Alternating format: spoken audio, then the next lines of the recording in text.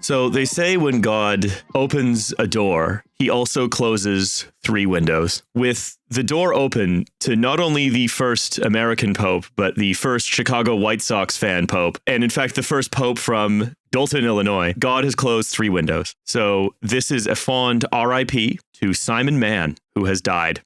This is also an RIP to the American experiment in creating an autarchical economy, April 2025 to May 2025, forever in our hearts. And of course, RIP to Keir Starmer's almost assured victory in the World Series of Capitulation, which will now roll over into Game 7 as Trump basically gives up the majority of his tariffs on China. We thought Starmer had clinched it, but no, Trump's back in the game. Nothing ventured, nothing gained, I guess. Yeah. What got Simon Mann? Did his parachute fail to open over Yemen? What happened? Yeah. He's not that old, right? He had a heart attack. Oh, fuck. Yeah, Simon Mann, the man on the ground in the 2004 Wanga senses coup of the word in Equatorial Guinea that he planned with Mark Thatcher has died. Oh, man. They got him with the heart attack gun. Yeah. Yeah, the Equatorial Guinea CIA got him, the JDPON CIA got him with the heart attack gun, I'm afraid. Weirdly well funded. Yeah. Some call it just the normal CIA.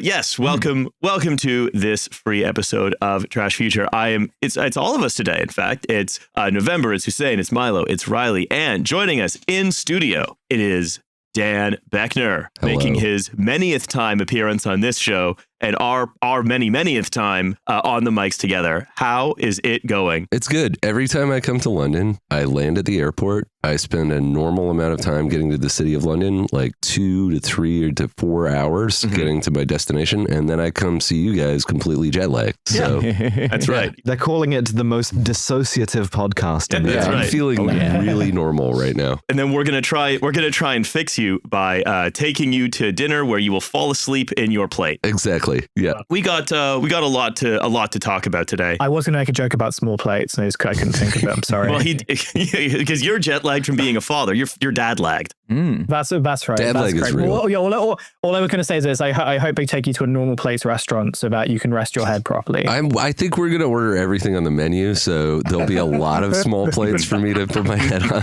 Like Just trying to order something you know is going to be a soft landing zone, some pasta or something. like a flan or some rolls. The classic custard pie. Can I have a big bowl of marshmallows, please? I'm kind of sleepy. Excuse me. I'd like your largest raviolo. I've just flown in this morning. Yes, hotels hate her. This one weird trick. If you book a reservation for 8 hours and order a big bowl of marshmallows, they can't stop you from falling asleep. Can I order the big feather raviolo, please? Well, that's why they're all mad at the refugees who are staying at the 5-star hotels in like Scunthorpe or whatever, because they all get a big bowl of marshmallows. Honest Britons and our veterans to stay in restaurants face down in a big bowl of marshmallows. My dad, Falklands veteran, went into a travel lodge, ordered a bowl of marshmallows so he could have a kid. They brought him a bowl of cereal by mistake. He drowned. He didn't look before he put his face down. I'm really looking forward to possibly going to Mangal 2 and then seeing you fall asleep in the big pile of free bread that they give. Oh yeah, can't wait. It'd be great. But we have a lot of news to cover. I have one of the most unusually named startups that we're going to talk about. It's a bold promise. Well, you know what?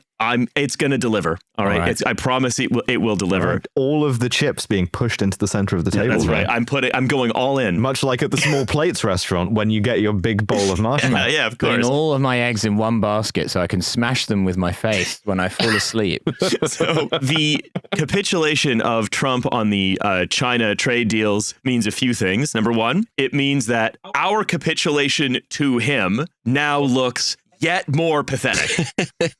Awesome. I'm really enjoying the beginning of the Chinese century. I am fully prepared to open Duolingo Mandarin and fuck up once again, because it really does seem like it's all going very well for them and not very well for the US, particularly if you take American Pope not just a rebuke of J.D. Vance, the most hated man in the world by everyone else in power, but also as a sort of consolation prize for the decline of empire. Well, yeah, because ordinarily you don't get popes from the global hegemon that much. Yes, exactly. You don't want a sort of lockout, right? You don't want the president and the pope. That's too much. I was on Saturday Night Live. Was it 2 nights ago? And as we were doing rehearsals, I got it in my head that it would be funny, like a good bit that I could do would be to rip up a picture of the woke Pope in a sort of reverse shinade. Fight the real enemy, which is the wokeism in the Vatican. And I was told, and I tweeted about it, and I was told in no uncertain terms by management that was a bad idea. And then when we went to the actual dress rehearsal, there were no fewer than 3 woke Pope bits. And I was just like, come on. Risky for SNL to do a woke Pope bit, or to really talk about the Pope. Agree. Yeah. Also, like, they probably wouldn't be. I don't know. I don't know anyone. Like, I guess like Pete Davidson. Like, does Pete Davidson get to be the woke Pope in the skit? Like, do you know? I think Sarah Sherman was gonna do a woke Pope thing, and they were like, no. Okay. So. Because the thing is, nobody really like understands how woke this Pope is or isn't, and because I got really invested in the conclave, I had like a parasocial relationship. I'm sort of sitting over here like kicking a stone across the road, being like, well, I don't know, he's pretty woke. Could be pretty woke, though. I guess. I think the joke is he's not at all woke. He's less woke than Francis, and I think the only reason like the zone is being flooded by like people like Laura Loomer just writing all caps woke Marxist Pope. That was a tweet that she made a couple days ago. I hope that makes him woker. I hope that pushes him. The woker. only reason is because he hates Vance. That's it. So it's check this shit out. The Catholic woker. Oh my goodness. that's good. But so as I say, R.I.P. to the American experiment in autarky. You lasted 6 weeks, but what a 6 weeks it was. Yes. What if I turned off the autopilot and decided to fly the plane manually with every control surface, and also I changed my mind about what I want to do with them every week. Every couple of minutes, what I do is I set every sort of slider to minimum or maximum and turn every button on. Let's see what this does to the plane. Yeah. Pushing the big wings fall off button on every sort of passenger seat. But just always having it pointed squarely at the ground. Yeah, 100%. Mm-hmm. It's been a thrill ride. And because remember, you always have to remember, right? I'm going to do a couple sort of facets of this, because you remember from the American side, what they said was, we're going to reduce income taxes to 0. Tariffs are going to fund everything. Everyone's going to want to play with us, et cetera, et cetera, et cetera. And it's like, no, this was all just a negotiating position for China. It was actually 5D chess. They'd accept a 30% rather than 145% tariff.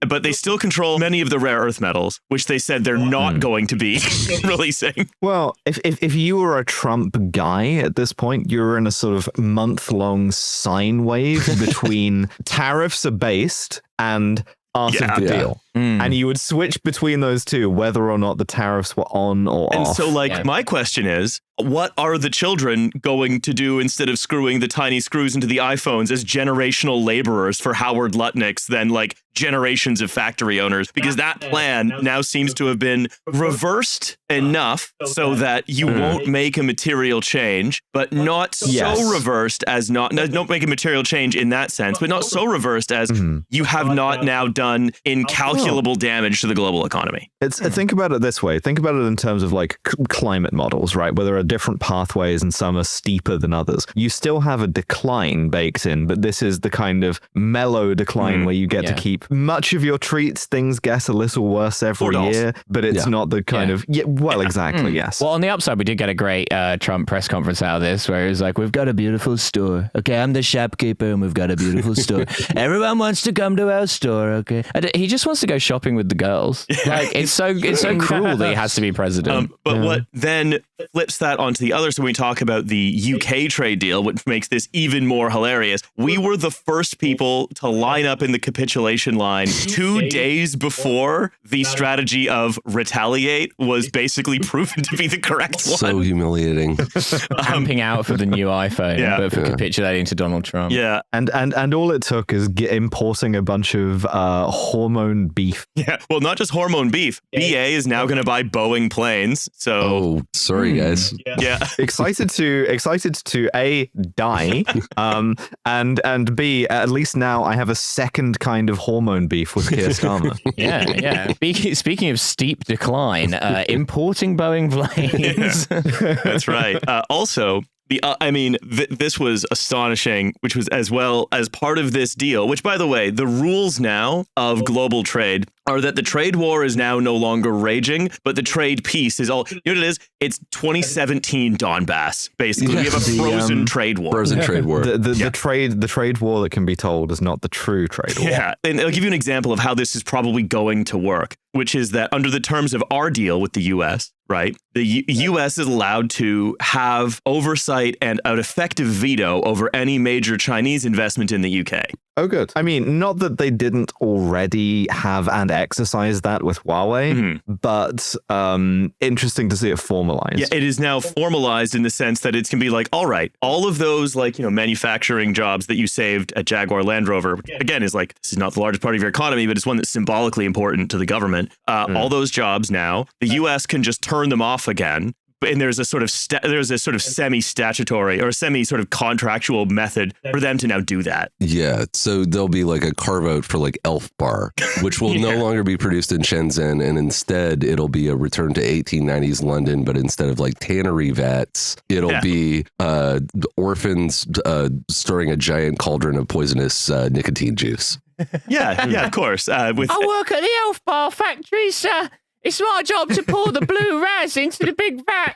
It burns me skin horribly, sir. But it's worth it for the trade deal. Yes. It's worth it for the pittance that I earn on a daily basis. That's what Mr. Starmer says. They call it the Elf Bar, but I'm actually quite ill. I'm going to get a job at the Lost Mary factory. I hear it's better. So basically, now that we're entering, as you sort of point out, Nova, we're entering the Chinese century, I think, pretty much faster than even like the top brass of the CCP expected. Like they thought we'd be here by 2050. File the Catholic Church and the Communist Party of China in the same box as big institutions I wish were woker. The Chinese CCP just sat around just being like, no, it's good. I just didn't expect it to be Chinese this soon. Yeah. It's like, no, we were clear on the becoming Chinese part, but the timeline. Century, it's 100 years. We thought it was starting in 2050, but I guess they're done. Obviously, we've been Chinese for a while, but we just didn't expect everyone else to catch us up this quick. It's sort of your brother throwing the Xbox controller on the ground rather than waiting for you to say, "Mum says it's my turn on the Xbox." It's like, stupid game. I hated it anyway. Just after dying into the boss like the 5th time. Like, I fucking hate Dark Souls. It's actually too easy. I'm gonna go see my girlfriend who's real. Anyway, but so if there's proposed investment by Chinese companies in British ones, which again there would increasingly probably want to be given. Yes, and to be clear, it would be investments that to an extent would also be susceptible to their own pressure, as we saw with British Steel, but may also work as Huawei did. And the collapse of that Huawei deal was part of why you can't make a phone call in central London anymore. It's good. Yeah, it's great. I love living in a global city where you're like, I hope I'm not behind the park that blocks all the signal. Again, this is kind of not to even valorize one superpower or another here, but it is interesting that Britain's place here is basically we decide who we get to grovel to. Yeah. Maybe this is Starmer's position. Maybe actually he's the one who's playing 5D chess, and he realizes that Britain's like future role is as a kind of like sniveling vassal state. And what he's actually demonstrating to the Chinese is that we are the most cucked nation on earth, and therefore we're the most trusted court unit that they can have. The most talented bootlickers in the world. Exactly. Yes. We'll lick your boots so much better than everyone else, and that's why you should give us a little chair. Yeah, it's like, well, it's easy, like the open the business thing is very much like we will give you whatever you want. Just talk to us. Just like give us some attention. Yeah, look, we just want to be involved. But crucially, both of these two superpowers are quite jealous, and we can't make up our mind. And it's sort of like failing the art of the deal, right? Because you don't play them off against each other. You just kind of frustrate both of them at the same time. Like you don't give give China their big fancy new embassy, but you also sort of like don't give the US everything they want either. And it's a mess, the whole thing. It's the two daddy problem. Yeah, it's exactly. And it is amusing to see it play out in real time when you're looking at one side, specifically, the British side, being so enraptured by like what the opinion of the Telegraph is going to be and how that's going to influence the 20% of people that they want to vote for them to then carry it out this way. It's not just the Telegraph, it's also the kind of instinctual Atlanticism and the kind of pursuit of this dead dream of Atlanticism. And I really think that the best thing that we could have done after, a successful Corbyn run or whatever would have been to go back in time 20 or 30 years and really inculcate being a weeb, but for China, in the upper echelons of, the British deep states, right? Like we should have been going around showing cool Chinese stuff to everyone on a PPE course. I wish Canada had done that, but we're lost. Yeah, it's over. The funny thing is, it's always worth remembering this. We did do that. We just unfortunately we wrongly targeted the artillery that fires the shell that turns you into a weeb for China, and it hit David Cameron and George Osborne. Just another thing that they managed to fuck up. Yeah. Well, exactly. Canada did the same thing. It hit Stephen Harper. To the tune of American Woman, Canadian Nixon. Yeah, at least we have that one warehouse in Richmond that's part of the only North American node in the Belt and Road project that everyone seems to forget about. It's just we wrinkle history a little bit, and Prime Minister Corbyn offers to become an external province of the PRC. Look, you don't have the one island. Can we offer you another? Perhaps. Substitute Taiwan. Yeah, it's almost as good. It's not.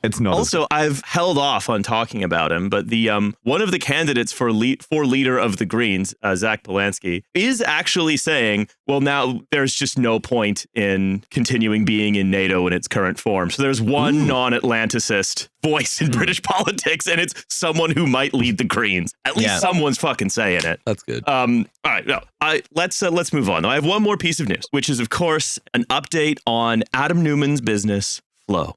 Now, you may remember Adam Neumann started a business called WeWork, and it went really well. Yeah. It went super good. And then famously worked. Yeah, in fact worked. After he left WeWork, I assume parting on mutually agreed terms, Adam Neumann received $350 million from Andreessen Horowitz to start another version of WeWork, but that's more geared towards apartments. Yeah, so he has $350 million for 20% of the company. Andreessen Horowitz invested even more, and they've used that to buy 5 apartment buildings, which seems like not quite so many. No.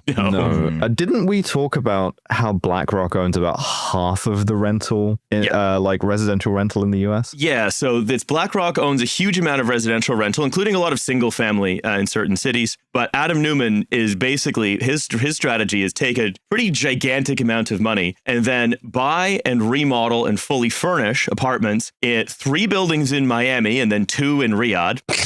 Wow. Riyadh, no less.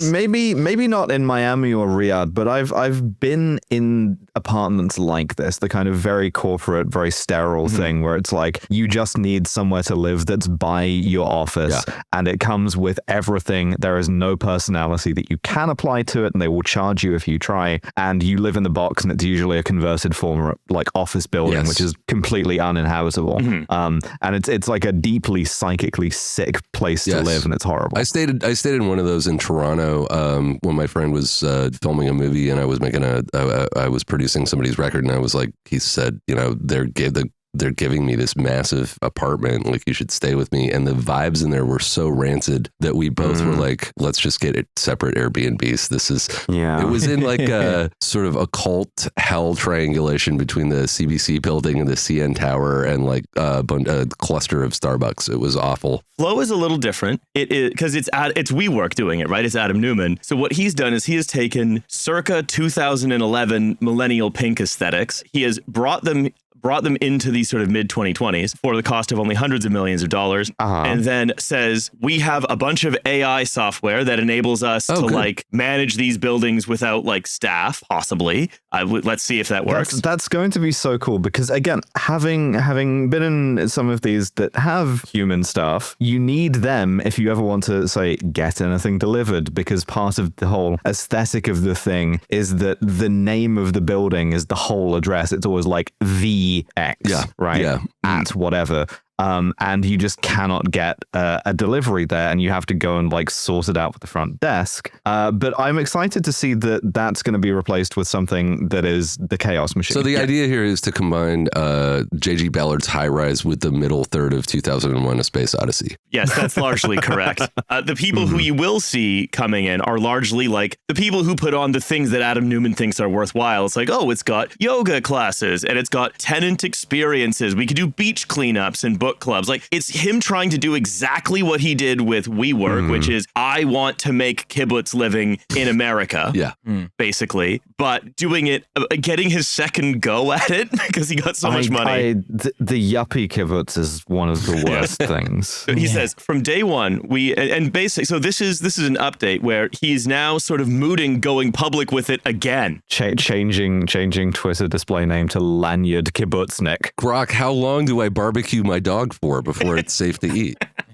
So from day one, we embraced the challenge of rethinking residential real estate from the ground up. To achieve our mission of connecting people to their community, we needed to reinvent the entire experience. And so the idea is they want to try buying up whole neighborhoods. So far, they've only bought buildings, and then turn them into these like AI adapted living environments that you can only rent from, but you also get a cryptocurrency that you can like spend on experiences. No, like, not to sort of be controversial or anything, but I feel like you don't really need to reinvent the way that people live, right? I don't think that's something that you need disruption for. I feel like it's a fairly it's nice having model. A home. Yes, it's nice like having a house and no one.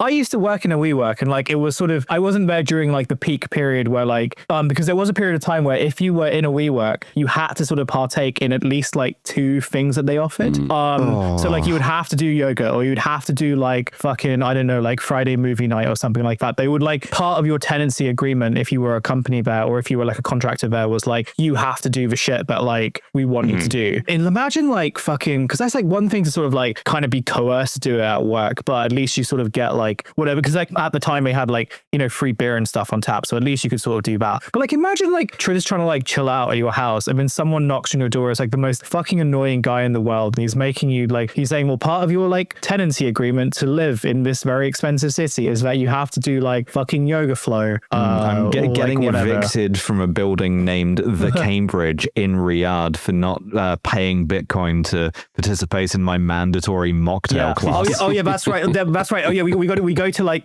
get mocktails like, you know, after the yoga class, and you can only pay in Bitcoin, but everyone's really pinchy, so it's just like, yeah, you've got to like pay 0.0665 Bitcoin, and I can't really spot you, unfortunately, so you are going to have to pay that, or at least like Venmo. I don't fucking know. 2 times a month or else. That's right.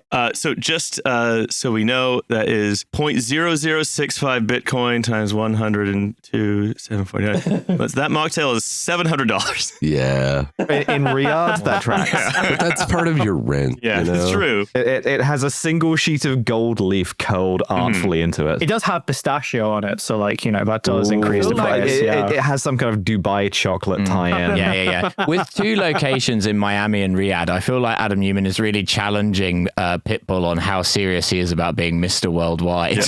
Yeah. They're calling it the most resilient to climate change company in history. It's also a list of what you can kind of think of as annoying cities, and there are a few brands that are like this. Like if you know the hotel brand The Standard. Oh yeah. They nice hotels, however, a bit like this, and also if you look at the number of like their locations, it will be a list of annoying cities for dickheads, right? London, New York City, Charleston. Yeah, exactly. Yeah. And so it just, I feel like this is already a crowded space that Adam Neumann is positioning himself in. Maybe this is part of the plan. Maybe it's like a producer's style thing, and he's like, well, if climate change destroys all of the locations, the insurance money will bail me out, and that's actually the business plan. That actually makes sense. Yeah.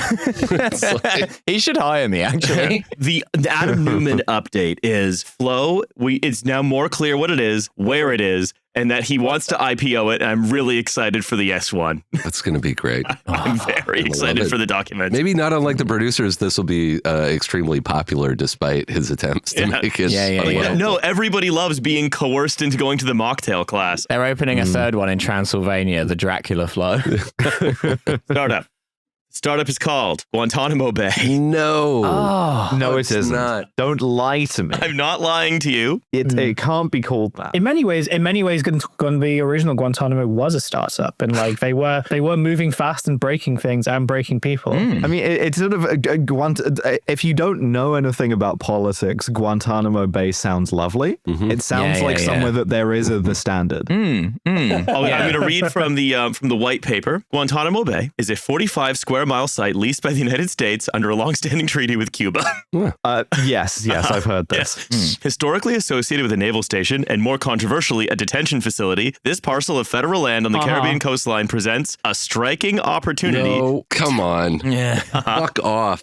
No, I will not. I will continue reading from this white paper. Offers an opportunity to reassert U.S. global leadership and reimagine urban governance. I love to do that. By transforming. No, I see immediately what they're trying to do. They're going to try and take all of these like expensive, now mostly empty former torture centers and go, what if we just put like a special economic zone here and we built Singapore off of Cuba? It's terrible. There's no American jobs torturing people anymore. They're doing it all in China. Okay, we got to bring it back. We outsourced it all to Egypt. We don't know how to do it anymore. So that's a really good like third position communist type beat to be like, I'm like gravely offended by the Chinese government's human rights abuses because they're taking away jobs from American human rights abusers. Bobavakian? I mean, it's kind of true in the sense of like they've already outsourced like a good amount about to El Salvador, right? Yeah. Support and, all like, the torturers, both sides. Yeah. I just love to see good, clean torture, you know? They call it extraordinary rendition. I say I don't think it's that good.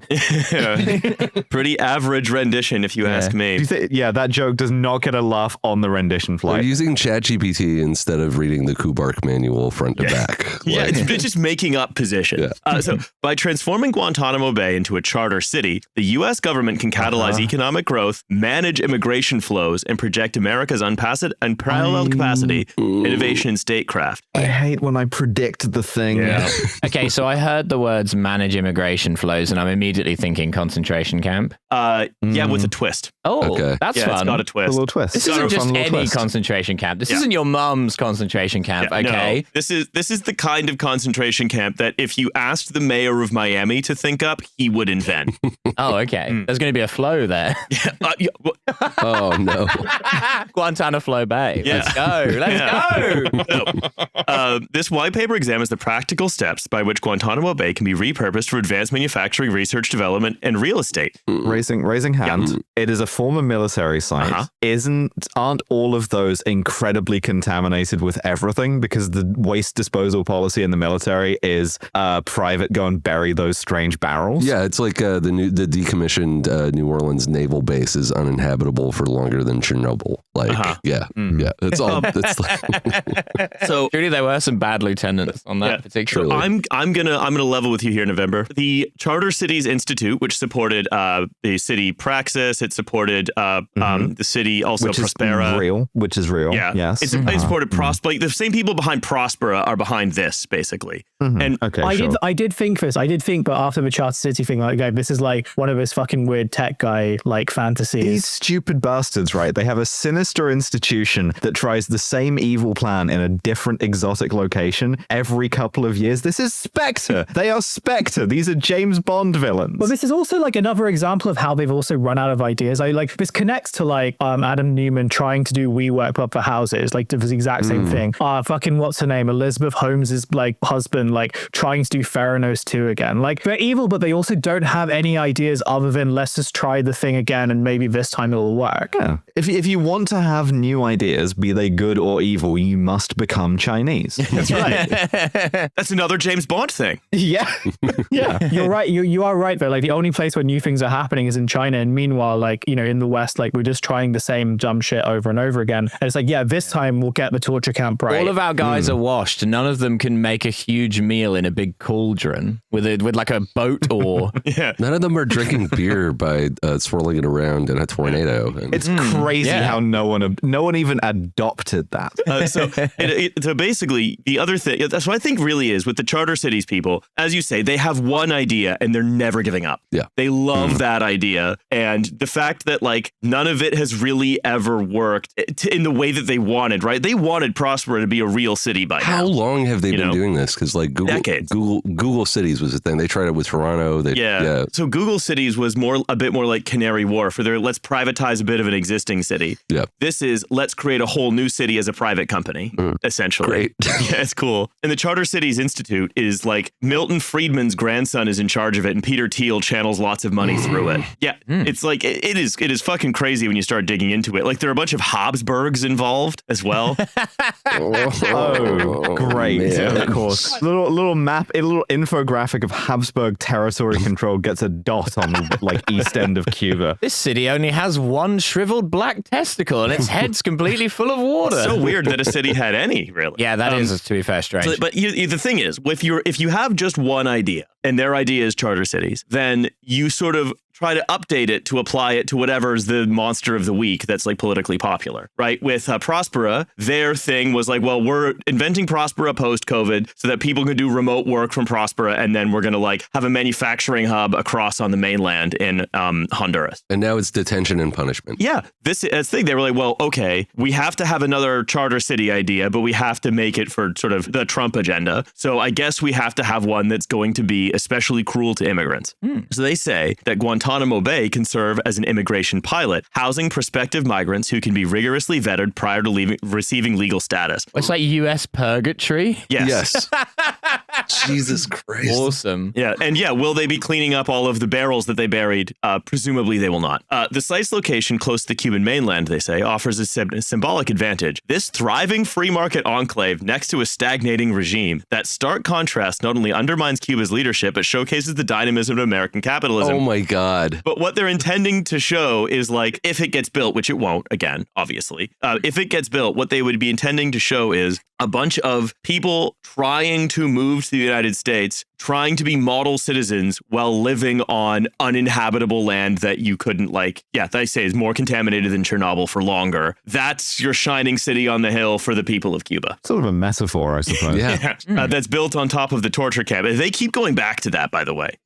Well, because the torture part, thrills them. That's a bonus. So it's like the high density residential is what we're going to build here. They say we're going to accommodate a mix of families ranging from U.S. workers seeking new opportunities, prospective immigrants being vetted, as well as single professionals in high tech and manufacturing, commercial and research development, including offices and light industrial labs, hospitality and tourism, such as resorts or conference centers taking advantage of the Caribbean climate, especially if negative associations with Guantanamo Bay fade in the public memory. U.S. workers seeking new employment. That's like camp guards, basically, right? Yeah, guys in the guard tower. Yeah. Or they're like, oh no, well clearly when we create the like regulation-free zone, a bunch of all of the best companies are all going to move to the hyper-contaminated torture camp. The TFUS tour eventually happens, and legally the first date has to be in Guantanamo Bay, so they can vet the podcast. Yeah. I mean, there's also there is no irony in sort of saying that this is exactly like what like fucking freaks in Israel want from Gaza, right? Yeah.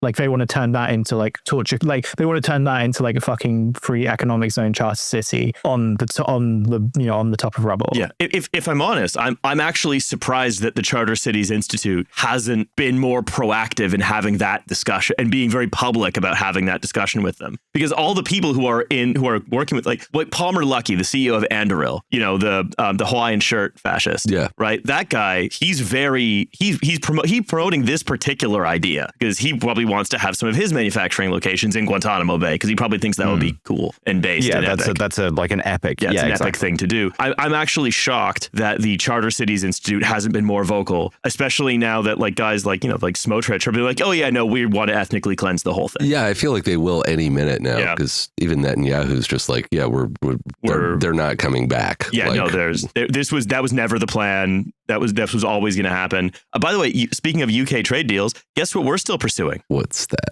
Trade deal with Israel. Yeah. Cool. Good stuff. Yeah. Famously, very, very like easy country to negotiate with. Mhm. Right? Oh yeah, very reasonable guys 100%. over there. They can import their like pizza technology back to you guys. Yeah. You guys like corn on pizza? Yeah, Israel has awesome. recently been controversial, but we need fizzy water. Yeah. We need falafels. Yeah, our water is too still. Yeah, so the aside, I think we'll sort of go into this in more detail in the next couple of weeks. But yeah, as Israel has announced its intentions to pursue a policy of full extermination in Gaza, Which were UK. always its Yeah, intentions. of And course. we said they were always its Yeah. intention. But publicly It announced was obvious. Like I'm not claiming that as a kind of like any genius on our part. It was anyone could see that was the plan. Yeah, right? all you had to do was actually watch an Israeli press conference rather than watch a British one about an Israeli press Exactly. conference. Yeah, and we're- then they're weird. Like our talking heads are going like they're definitely not doing that. And then you watch like any like quote from an Israeli politician. It's like yeah, that's what we're doing. Yeah, Yeah, or it's read cool. or just smash that translate button on Yeah. x.com. The Yeah. everything at Grok. Is this true? Yeah. So yeah, we are fully pursuing a free trade deal with them. At the same time as we've like tried to limit exports of as few. It's fun. It's funny. I was reading about this the other day. I'll get back to Charter City in a second. I was reading about this the other day where we're like the government is not only is it pursuing this trade deal, it's also attempting to find exemptions and loopholes for our arms export because we canceled a bunch of arms export licenses. But we're saying no, we can't stop exporting F-35 parts to Israel because that could damage the global F-35 supply chain, the world's most important plane, the world's best and most important plane. Well, now that there's so many F-18s at the bottom of the ocean, it's like, Starmer should write his own version of the deal, I think. Yeah. The art of capitulating. So anyway, sorry, back to this. How do they propose this is going to work as an immigration solution? So Guantanamo Bay, they say, could become an immigration proving ground, enabling the U.S. to safely and humanely accommodate certain migrants from high-skilled talent to asylum seekers, all while closely evaluating their contributions to the Guantanamo Bay economy and society. We give a bunch of like white South Africans asylum and immediately send them to Guantanamo Bay Ellis Island. I'm coming around on this policy immediately. Yeah. So they say migrants will be placed in a controlled environment, given job training, and then observed. like mice. Yeah. Like Okay. mice. We're gonna put you in the Truman Show in Guantanamo Bay. I hate the fucking maze they always make us do. They put biltong in the middle again. I can smell it, but I can't see the way through. So migrants will be placed in a controlled environment, given job training, and observed. High performers become prime candidates for U.S. residents, while those who disrupt public order can be repatriated quickly with no due process required. Oh boy. is this sort of a 50,000 men enter, 20,000 men leave type thing? Yeah, what if we made it sort of a formal like zone of exception battle royale? Yeah. You know? Yeah. It says also the probationary period allows for thorough background checks, ongoing performance evaluation, and assimilation training. Jesus. We've constructed America Town, a perfect representation of what America is like and what we want would-be American immigrants to know about America. It is in Guantanamo Bay. This is beyond parody. I feel insane and I don't know how to talk about it. Yeah. Somehow the Potemkin America is more real than the real America. Yes, genuinely. Well, they could call it the zone of interest in the sense of like the zone where we're interested in you. Yeah, that's right. You wouldn't want a zone of disinterest. That would be bad. And that's the other thing, right? They're like, they want people to live, the upzoning of interest. There we go. That's pretty They good. want Yeah. people to like come and live here, like from America as well. And also from like third countries, like who have no interest in going to America, who just want access to a cheap and motivated labor force. Number one, that's something that's like a big part of it. And we're back at the zone of interest again. This is just Israel too. Yeah. There's like cheap motivated labor force. Because also it's like if you quit your job or you try to organize a union, that doesn't look, I've observed you and that doesn't seem very American. So back around to Colombia you go, I'm afraid. Right. So Uh-oh. it's basically like an indenture. essentially. You're going to go get indentured at Guantanamo Bay, but you also have to seem very happy about it. Indenture because you're being mixed observed. with purgatory. Yeah. Yes. Yeah, you're being observed. Oh boy, I'm being sent to Guantanamo Bay to be looked at Yes. professionally. Yeah. I'm having to get an indulgence from the woke Pope to shorten my time at Guantanamo Bay, brackets immigration. They say,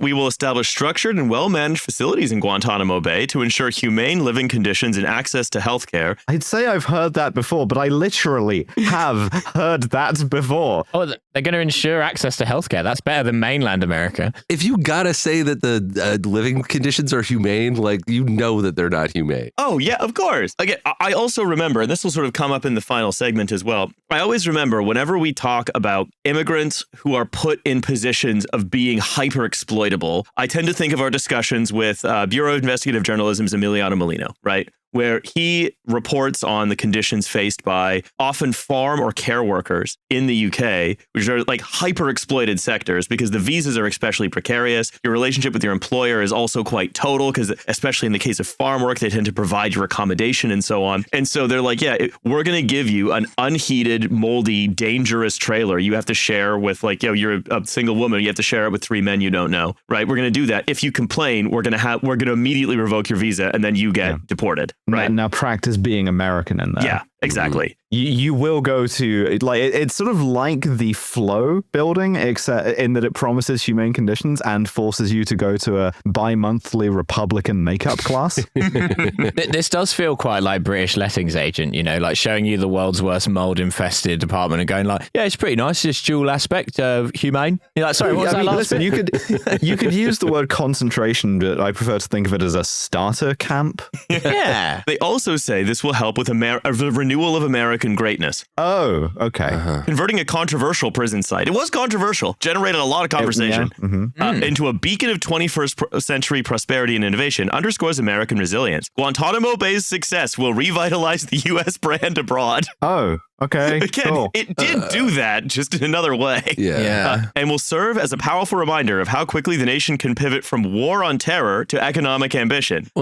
Again, and also, it's again, like, when you read between the lines here, again, it's like, no, we will get you a hyper-exploitable, immediately deportable, ununionizable labor force that anyone can just come here and hyper-exploit as part of... Lucky, ideally, yes. Yeah, as part of our, like, paranoia about all foreigners. And it's like, no, all that happened is the war on terror expanded to cover everybody. Yeah. What the hell did this one bit of Cuba ever do to anyone to be the locus of this much evil? That's where Portal to Hell. Yeah. I got Portal to Hell under here. Okay. Yeah. Oh, it's a big job, mate. You want to fill that in? Oh, it's easier, I'd say. Just put a bit of laminate over the top. No one's going to notice. So, witnessing a formerly isolated base morph into a flourishing city brimming with factories, labs, and safe living quarters. Why did they say safe? It's like humane. It's so perturbing. Safe living quarters. Would you like to live not above a portal to hell? Because, oh boy, do we have a living complex that is definitely not above a portal to hell. Is the epitome of America can do it. The statement to the world is unambiguous. The U.S. is not dwelling on the past, but will transform its dubious legacy into forward-looking success.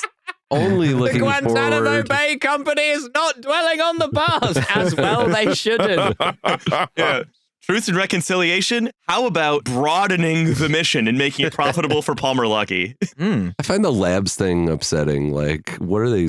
Why labs? It's AI labs. Okay, all right. Or biotech labs. That's upsetting. Guantanamo Bay is safe for investment. I'm very excited to immigrate to America, but first I have to work for 2 years at something called the Umbrella Corporation. So the metamorphosis from prison camp to prosperous city underscores the U.S. capacity for renewal, signifying that even morally fraught outposts, they had to do like a synonym thesaurus for controversial. Morally fraught. Yeah, outposts can become magnets for capital, job growth, and talent, freed from rigid state, federal, and municipal constraints. You know those constraints. A lot of people yeah, were of subject course. to that after they closed Guantanamo Bay. A charter city can test models for digital governments, from Guantanamo blockchain-based property registries to AI-driven traffic management. If successful, these innovations could roll out across the country. Yeah. Cool. Yeah. I mean, this is the book we read on Left on Red a while ago, the Palestine laboratory. Just coming slightly geographically closer.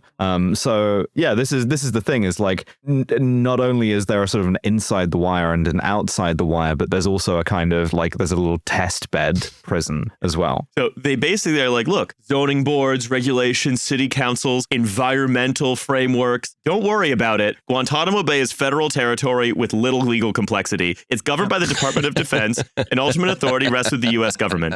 Come to Guantanamo Bay to learn how to replicate lessons from They're it. going to develop a new version of Ozempic in that lab that just turns everybody into the thing. And So Guantanamo Bay bypasses a large portion of regulatory friction. Regulatory friction is just like ensuring that you don't get crushed while building the house. That's what regulatory friction is. Yeah. It's ensuring that you have to get paid. But like, damn, is it just me or has the thing lost some weight? yeah, looking good. A good thing. Spelt tentacles. So it also is like, a lack of laws means that the president himself could authorize pilot programs for labor regulation, like, quote, simplified union rules. Yes. There we go. Go. Or flexible hiring processes or experimental wage structures. Yeah, late for work, you get thrown into the sea. It's however many hours you were late for work that year, you have that many minutes dunked in a crane under the sea, tied to a chair. Pretty cool. Yeah. And they're like, look, detractors might ask, what would we do to prevent Guantanamo Bay from becoming a corporate fiefdom or lawless zone? The solution is to maintain baseline constitutional protections, and create a mechanism for federal inspection. Baseline constitutional baseline? Yeah.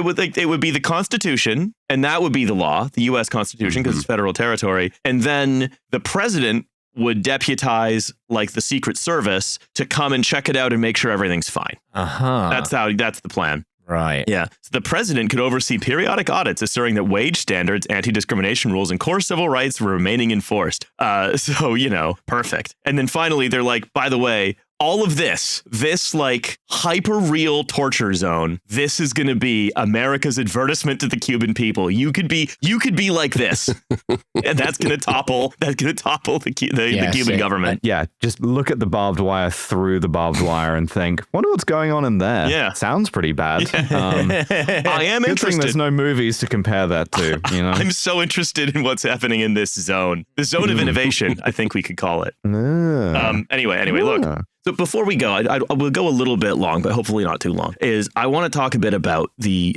changes that have been announced to the UK immigration system today in a new white paper. Are we building a concentration camp on the Isle of Wight? Well, I mean, I don't love that you were touching the lathe when you said that. Can I briefly talk about my experience with UK immigration? Please. I landed at Heathrow Airport. I had a ETA paper, which, electronically is connected to my passport, but we got it printed out, and there was a choice to either go through the very long queue, the electronic side, or to go through proper UK immigration. Somebody saw me holding the paper and flagged it and was like, go through, talk to a human being. You've got a work visa. I went up to the counter, and the lady said, what's this? And I was like, it's my work visa. And then she got kind of flustered and was like, well, do you need a stamp? And I was like, I don't know, because I don't work at UK immigration. I didn't say that second half, but it was implied. She called her friend Andy over. Like her buddy? Yep. Co-worker. Doesn't work at immigration, just a good guy. She was like, Andy, and they talked for a while. And then she sighed and said, do you think maybe you guys want to go through the electronic side? And I was like, well, no, there's like a huge line and we were told to go here. And she was like, okay, well, what date should I put on the stamp? And I was like, I don't know. Today's date. And I was just like, am I going to get in huge trouble for this? But you do need a stamp for a work visa, I'm pretty sure. Yeah. So that was my experience with what is it called? Border Protection Services. Yeah. Well, don't worry. Yeah. They're changing all of it to make it worse. Okay. Yeah. Yes. Well, we call them the Border Force. Because we like to make stuff sound tough. Yes. Even though it makes it sound way more wimpy, actually. Border Force. So, Border Force. Basically, this immigration white paper was released on the day of recording. It seems to confirm, the suspicion obviously, that Labour is pressing ahead with its strategy to systematically destroy a couple of parts of the British state that rely on people coming here from abroad in a way that's specifically set up to be exploitative and shitty, but that's not why they're attacking it. They don't want to make it better. We're going to kill your nan whether you like it or not. That's sort of... We've set up a system where the only way that your nan can be kept alive is by hyper-exploited workers, often from Eastern Europe or the Global South, coming in on precarious care visas and then like keeping your nan alive on the basis of a wage arbitrage. We said that is the only way that the state is willing to keep the nans alive, is if it can like put the responsibility on local councils, crush local council funding, and then basically every party agrees that immigration is too high, but also taxes are too high, and so we shouldn't fund anything. And this last bare opportunity of a hyper exploitation and wage arbitrage, we're taking that away, but not because we think that the hyper exploitation and wage arbitrage is bad, but because we don't like the people who are coming in from elsewhere. They're not become addicted to having a nan. Yeah, this again, the idea that much like the American government, it talks about like the American economy of like cheap goods and stuff as an addiction that has to be like shocked away. So too does the Labour Party talk about like the UK's structural dependency on high levels of migration as an addiction that needs to be shocked away instead of something that comes about. Too many people are addicted to having nans. That needs to end. I love freebasing having a grandmother. Yeah. You know, just getting real messed up on having a grandmother. Doing some nan with Hunter Biden. Yeah. I actually not a grandmother for me. I haven't any. Keir Starmer can threaten me with nothing. I'm on the methadone of having a grandmother, where they like assign you a great aunt. The migration white paper has some quite shocking rhetoric in it, where it says that the UK risks becoming a quote island of strangers. Yeah, this was the thing that struck me, right? Besides being obviously Hitlerite, right? Something that evokes, Enoch Powell. It's the only memorable thing I've heard Starmer say ever, right? And obviously we know that there's a ton of different shitty fascistic things that like Starmer and Starmer's people do enthusiastically, but there's a really different kind of relish to this one that they're trying to demonstrate. I mean, you hear the cruelty is the point all the time now because it's an obvious observation, but like in this one, it's really kind of leaning hard on the is this cruel enough for you to not vote for reform? And there's a real bleakness to this because the reason why people feel atomized and like distant from other people is not immigration, it's all of the other stuff that they will not fix, and which is only maintaining itself at the level that it is because it's being held together with string and immigration. Yeah, exactly. It's like taking apart the string is just going to make the thing fall apart. Yes, yeah. And I mean, if you look at the sort of like the thing that drives me insane about this, because it's, failing to learn any lessons from history, is the people who are most afraid of and most hostile towards immigrants are inevitably the people who have the least contact with them, because obviously there is no material basis for racism in reality. If you interact with people, then you are constantly having to fight the evidence of your own eyes and ears in order to stay racist. Whereas if you never do that, then you never have to learn that like the people that you want to be racist about are just people, and you can just stay in this kind of self-delusional, very, very enervating and very like personally rewarding feeling like state of total paranoia. And it makes me feel insane when you look at some neglected town, whether that's like Clacton or whether that's any of the like red wall seats that have very real terrible problems and are also 95% white British, and then it ticks down to 94%, and the handful of people there who still bother to vote for anyone vote for reform on the basis that they're going to shaft everyone harder. Well, it just goes to show that a lot of racists aren't really serious about upping their game, because if they were, they would move to a very multicultural area, which would be like doing altitude training for your racism. Yeah. And then when they went back to Clacton, they'd be even more racist. Yeah. The only exception to this whole thing is the Dutch. Like, they're always an exception. There's a few different ways to approach this as well, right? You can think about this in terms of like what's being held together with the string, because we've also seen that, right? Because the assumption is when you look at a sector like care, higher education is another one that's being hit by the immigration baton. is that when you pull away the string, right, in primary education, what happened is that teachers themselves had to start teaching classes of 50 kids. They had to start buying school supplies. They had to start buying their own textbooks. They got paid less and less and less because teaching's a vocation. You will still keep doing it because that's what you want to do, right? And so they relied on basically a further and harsher exploitation of the people who are working in that sector. And I think, if I'm guessing, they're hoping that they can do that with the remaining carers, right? That it's like, okay, well, the care sector already stretched to a brutal crisis as of 2014, right? It's been over a decade of being in brutal crisis, a bit like the Canadian property market. Yes.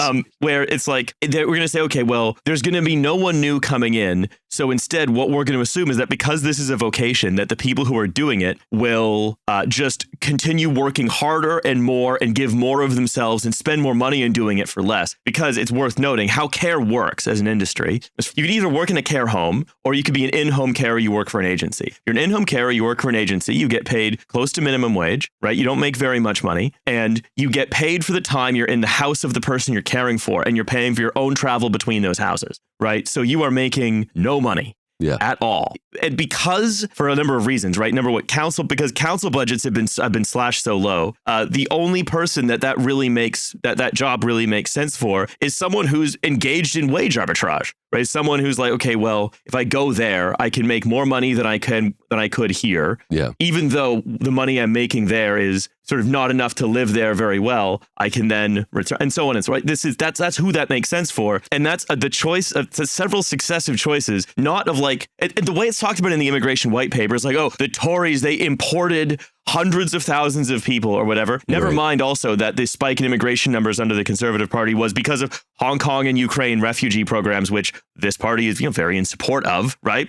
Never mind all of that. It's like, oh, the Tories imported all the labor. And it's like, it's not because they relaxed immigration standards that like a bunch of British people, didn't work below minimum wage jobs. It's because they made those jobs below minimum wage. Yeah. Right. It's because they degraded the sector so much that it only made sense for someone to do it out of a place of wage arbitrage. It makes me insane that it's like this cannot be acknowledged because the Daily Mail cannot stop writing about immigration. Yeah. And blue labor is about doing what the Daily Mail says. But also the other problem is that like you have to reckon if you're going to do this honestly, then you have to reckon with the sort of reality about like so much of this country relies on like labor exploitation, right? And I feel like it's a lot more than people realize in terms of like, I feel like there's sort of such ignorance over how most people live in this country. But the fact being that like no one really gets paid a lot of money. That's sort of declined massively.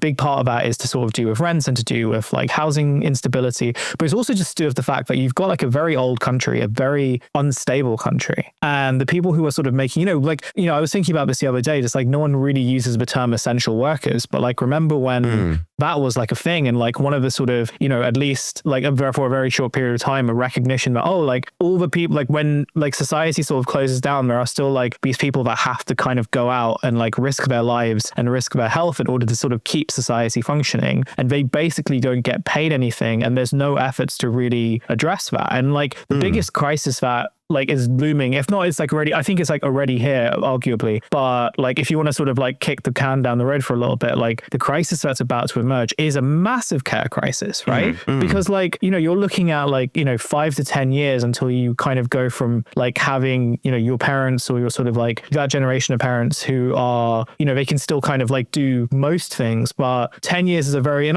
I say this like because I sort of cared for my grandparents a little bit when I was in my teens in a very sort of like involved way. And like the amount of time it takes for a person to deteriorate physically it's not that long, right? It's a very instant. And so like you really need to like a care system is one that does actually have to sort of reckon with the idea that like, no, like especially also at a time of like heightened public health issues and the fact that most countries have like gutted like whatever was left of their public health program is that like all this deterioration can happen really quickly. And if you don't have like the buffer in place, which includes like an ability to sort of get a lot of carers into a place in a very short period of time who know what they're doing, so you don't need to train them, or at least you don't need to sort of like invest a lot of money in training. If you wanted to seriously like improve care quality in the UK, and you wanted to use like whatever was left of a domestic way like force to do that, you would have to invest so much money into like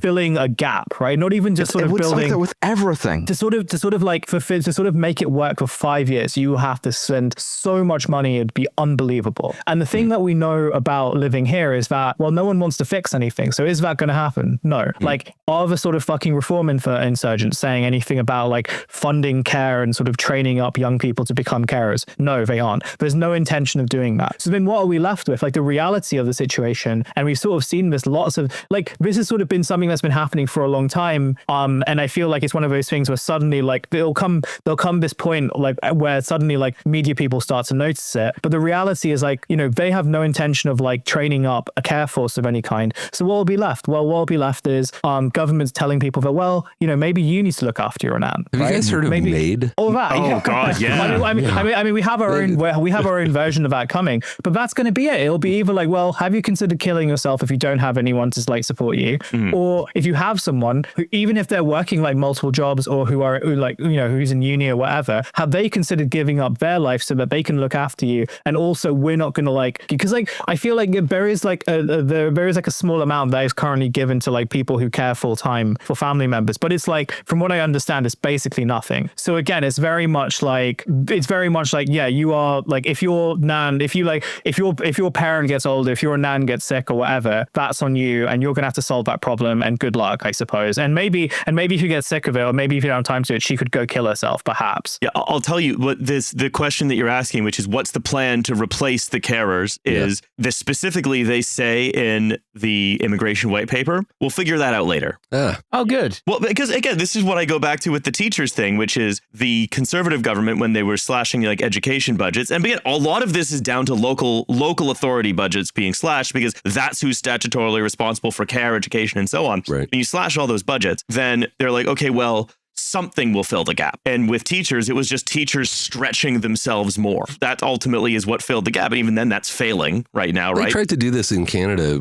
in rural communities with telehealth. Like I remember reading white papers about like how there was it was the classic step 1 telehealth. Yeah. Step 2, ? Step 3, healthy population. Yeah. It's basically like the burning platform thing. It's like, okay, we've created a situation, everyone, where we basically created a Logan's Run, but where you sort of just die at sort of, 77. Yeah. Kind of no matter what. I'm dealing with this personally right now. Like my, the community I grew up in was really small. All the doctors went away. There's telehealth with nurse practitioners replacing doctors. And a month ago, my dad had a massive stroke, was misdiagnosed, and then discharged from a hospital because they didn't have enough room. They were like, "You're fine, please get out." Yeah. He lives 45 minutes away from like any kind of like useful medical care. So like, yeah, it's real and it's frustrating. Yeah. And I think, like Hussein said, the real issue is like, we'll figure it out later. It's the fucking question mark part. Yeah, it's the plan is we'll figure it out. Yeah, I'm sure something will. Look, obviously, no one's just going to accept that all the nans die. So we're going to stop the visas for care workers, and then look, what? It's not like the nans are all going to die. The invisible so something hand of the market will look after your nan. Yeah, exactly. The invisible hand. But I think like another important thing to bear in mind, I'll be very quick with this, is just like the nature of care itself is like, it is something that involves, or it requires like an investment of time, and it requires like, an investment of practice, and, it requires like actual training to do that, right? And so like you can sort of rely on the idea of like, oh yeah, there are people who sort of go into this field because like, they like a dwindling number of people who actually like have empathy left and like who actually care about people. But then you're going to be like, okay, well now you're going to go to like more places. You have to care for more people. And so instead of seeing like, because already like most councils and most like boroughs are like really stretched in terms of like how many carers they have. I have like a family relative of mine who I think works in like an adjacent field, and I think she sees maybe like 5 people a day, which is quite a lot, bearing in mind like how much attention each person needs. Like, and because considering that like for most councils, like the funding, which includes funding for carers, like kind of goes, again, it's like means tested, right? So they're probably going to say, but, oh, okay, you now need to go see 10 people. And yeah, you're going to have to pay for your own petrol. You're going to have to pay for your own travel. Everything. Do more with less. Do more with less. And do more with less in a sort of crumbling environment as well, right? And so it's like, okay, well, yeah, you got to go see 10 people. That requires you to be in your car for longer. That requires you to sort of like drive on these janky roads for longer, like, you know, being stuck in traffic for a longer period. Like it all like connects. And the most frustrating thing is that, like, you know, you don't see this all until it happens, but by which point it's too late. But again, it sort of goes back to, well, the issue must be that there are too many people, right? And that's what we're heading towards. Like, I don't know. And as well as that, it's also there's the ingratitude, right? Because there are plenty of people, as we know, because they're currently doing it, holding all of this shit together, who are willing to work in like horrible, degrading, incredibly necessary jobs for next to no money, in horrible conditions, but they need to have some minimum floor of dignity. And the quest of like every British political party in my lifetime has been to try and dig through that floor and find out what's underneath. And so every possible personal characteristic or experience that you have in one of those jobs is steadily being leveraged against you to make you personally feel more miserable in the course of doing this. If you want to be a doctor and you're transgender, fuck you. You know, if you want to be a care worker and you're an immigrant, then fuck you too. It's always going to be something that they can turn on you just to try and make the experience unrewarding and sort of like desperate in a different way as an extra little bonus. And to be clear, we're talking about one facet of the migration white paper, the one that I think is very important. But the whole migration white paper, actually, in the foreword, Starmer himself writes, the damage high migration has done to our country is incalculable. Public services and housing access have been placed under too much pressure. Our economy has been distorted by perverse incentives to import workers rather than invest in our own skills. Again, as though that just write the fucking 14 words and get it over with. Like at that point, because you what you're doing is you're taking this position that you wanted so badly of having this kind of like root into the, you know, national consciousness, and shoveling a bunch of neo-Nazi shit into it because you want to stay in the job longer because it makes you feel important, even though you know that you are leaving no kind of legacy behind you except diverse kinds of failure. Yeah, and the crucially, again, like immigration, I can't believe I keep having to say this. Immigration is popular. If you ask, is the health and social care for now, people like nurses now, but the way it becomes unpopular with everyone is people who don't pay attention hear the prime minister and then all of the press accept uncritically the framing that is otherwise delivered by whatever freaks and weirdos get into, you know, the strange magazines to talk about the UK aesthetic or whatever. Well, it's like, and that's what I mean, right? It's like these things are actually popular. It's that they become political hot button issues in lockstep with the Daily Mail, Times, Telegraph, etc., creating fear about them. And how many times does this have to keep working? I feel like the Washington Generals.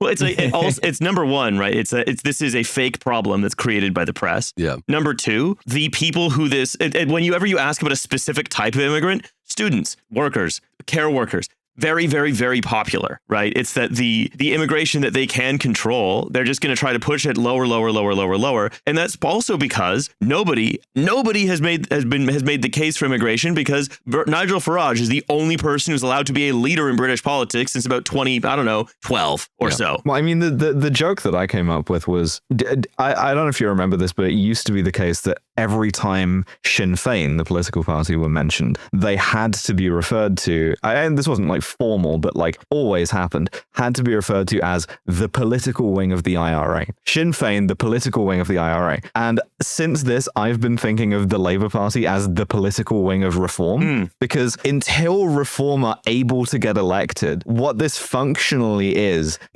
the Labour Party creating an acceptably elected like landing strip for them. Yeah, and Nigel Farage's voice is too sexy, so the BBC are making Keir Starmer read out his policies. Yeah. And I think honestly, the UK's relationship with its high inward migration numbers is exactly the same as the United States' relationship with its persistent trade deficit. People all over the world are clamoring to solve the problems inherent to our system in a way that's broadly favorable to us, in a way that's broadly favorable to us in terms of the terrible choices that the elites in charge of the system have made. Right? Yeah, you are flying the plane and you're flying the real plane controls, but you're basing them off of what one of the coffee machines in the galley is displaying. Yeah.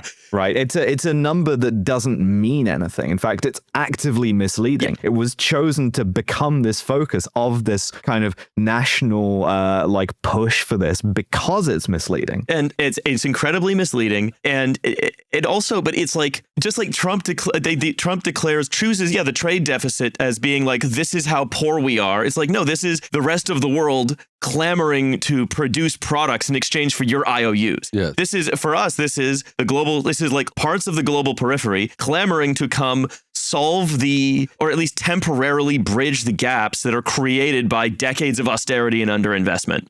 This is what that is. People are, for one reason or another, clamoring to come and fix the problem, and yet that number becomes totemic, and that last ditch, quite cruel and exploitative, broadly functional, the last functional, worst, most inhumane solution. Even that is too kind. That is too welcoming to other people. And again, I don't want to go. We're going very long, so I don't want to go too much more into it, but. Beyond this, right? This is reducing this, but also say, okay, well, we're gonna rank migrants by who gets to claim permanent residency sooner. We're gonna refresh the life in the UK test. We're going to have harsher English requirements. What's going on with the Isle of Man right now? Because I hear there's something going on in Guantanamo that maybe. Yeah, that's right. Send all the nans there. Isle of Man, baby. Look, we can't afford care anymore, so we're gonna put all the nans in the Isle of Nan, where they can run in the green fields. I want to leave it there, but this is just again, as you say, November, another in a legacy of what will be diverse cruelties and failures by this Labour government that every day finds a new way to plumb a new depth of moral depravity to largely act as an advertisement for Nigel Farage. Yeah. These Nazi motherfuckers, I hate them, and I will go on hating them until my last breath. Yep, that's right. And you should too. Yeah. It's free and it's easy to do. But hey, it's not free. The Patreon. TF Patreon, $5 a month, second episode every week. You know what else isn't free, but very reasonably priced, which is my show at the Victoria on May 18th. That's right. This will be out by then. So if you want to see Dan and me and others, then please do buy a ticket to his show at the Victoria. Dan will send to me a link to where people can buy tickets. That's right. Yeah. And Milo, you have cities to name. Yeah, so Trash Future live show, that's on the 21st of June. That's selling really well. There's also Glue Factory and Lions Said by Donkeys the same weekend. There is also Trash Future live at the Fringe, which is on the 31st of July. The pre-sale to $10 patrons has already sold out, I believe, and regular tickets will be on sale as of now. Mm-hmm. Also, I'm going to be in Ireland. I'm going to be in Kilkenny, Dublin, Cork, and Belfast. Hey, in the first so am week I. of June. Oh, that's exciting. Yeah. We can hang out. Yeah. That's Let's amazing. do that. All right. I Yeah. hope our shows All right. don't compete with each other, but I don't think they do. Probably not, no. Probably and not. also, 14th of June, Bristol, 19th of June, Refugee Action in London. Those are both big shows. Please buy tickets to those. There'll be some other whips and stuff. Thank you. We are still doing more research into our Canadian tour. We found out that we might not need visas at all. Yeah, it's unclear. Yeah. So if you know, write in. Yeah. Do we need You visas? guys should play Nanaimo, the armpit of Vancouver Everyone Island. has a fucking opinion about where we should My fucking opinion play in is you should Canada. play Nanaimo. You think we should play Nanaimo? People have said, "Oh, you should play Red Deer. You should play." Don't play Red Deer. Yeah, well, people are fucking saying we should It's play not a everywhere serious- in Wear the fox Canada. hat. Yeah. There's like, oh, you should. Yeah, well, when's the Natashquan show? When are you going to be in fucking Dartmouth? Bye, everyone. Bye, everybody. Thanks Bye, for bye, listening. Okay, bye, bye.